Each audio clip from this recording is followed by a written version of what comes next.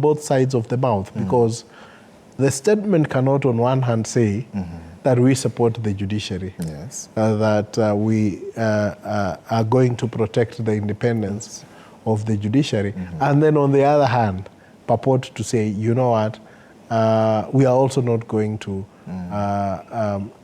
agree when the judiciary is the one that is torpedoing government projects. Yeah. And I think it is at that point that where you begin to see where the tragic comedy is. That on one hand you're trying to say this is what we are doing, but on another hand you're also trying to say that this is not.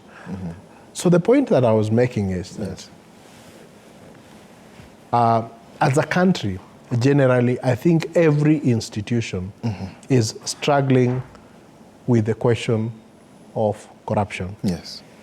Now, within the judiciary, the question of corruption is actually much more sensitive and much more tragic, because the judges are actually priests in the temple of justice.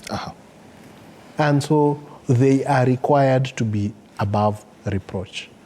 They are required to be of the highest levels of integrity. And so therefore, any whiff of corruption within the judiciary, any whiff of incompetence among the judiciary should be frowned upon, should be dealt with decisively, and should be cut off from the judiciary as fast as it possibly can to avoid spreading and infecting the rest of the temple of justice.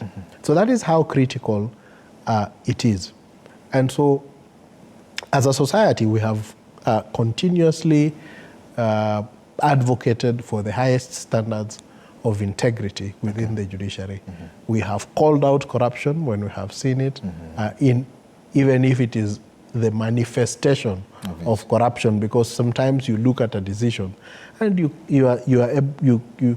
can say that even though I have no evidence, the only plausible explanation as to how this decision could have been arrived at is through corruption. Okay.